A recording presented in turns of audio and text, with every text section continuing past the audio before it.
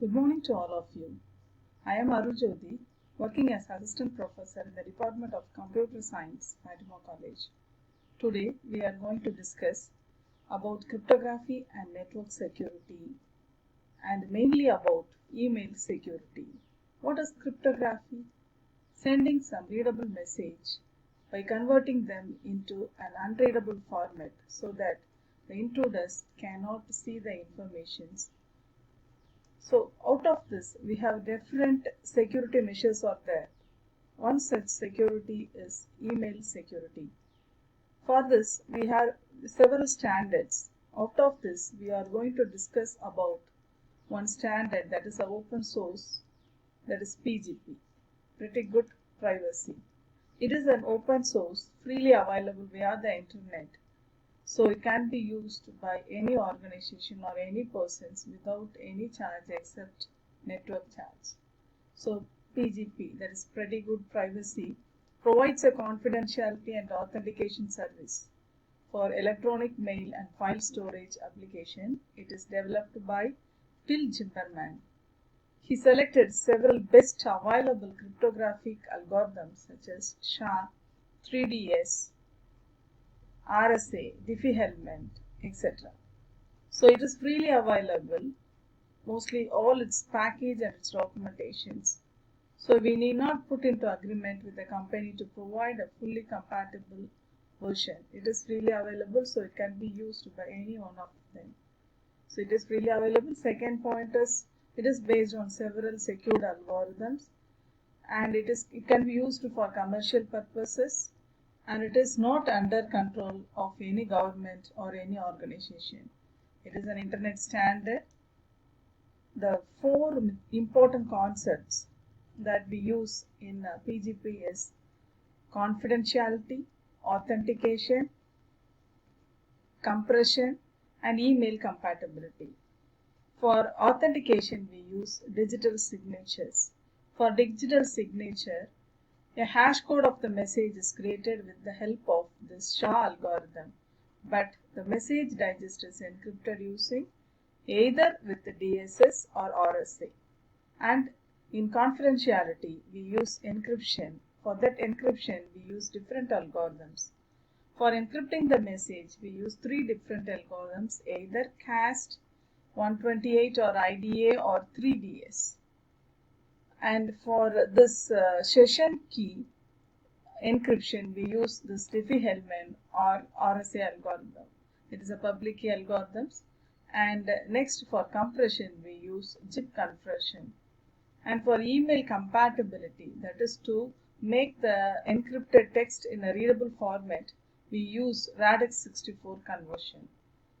So on the whole, four important security measures are used in PGP. So first we are going to see in detail authentication, that is digital signature. As already discussed, we are going to encrypt our message with the help of this. We are going to generate the hash code with the help of the SHA-1, and we are going to encrypt the message digest with the help of this Diffie-Hellman or RSA. So all these algorithms are in a secured algorithms and standard algorithms. Next, we can also send the detached signatures. Each person's signature is independent and therefore applied only to the document. Next one is confidentiality. For confidentiality, we are going to use several algorithms for encrypting the message. One is 3DS, IDA or CAST 138, and for encrypting the session keys, we will use this Diffie-Hellman or RSA. Both are public key algorithms, and they are standard secured algorithms that can be used to secure your session key. This confidentiality and authentication combined together will provide a secured service. Next one is compression. For compression, we are using here zip files only. Moreover, compression is one step for this encryption. That is, a compressed message or file is not readable. It is in the unreadable format. So it is already encrypted. If we encrypt the compressed file, then it will be double encrypted.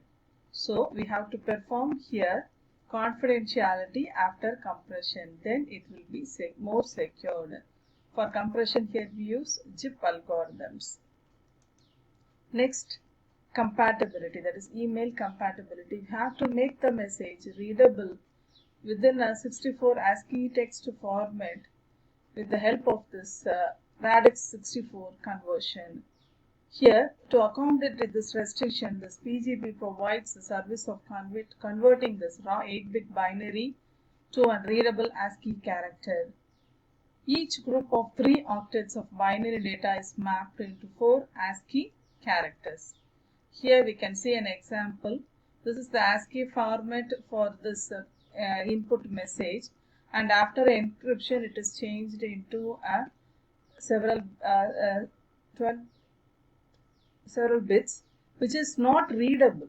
So the 3 bytes do not represent any keyboard ASCII characters. This encrypted bytes does not represent any ASCII characters.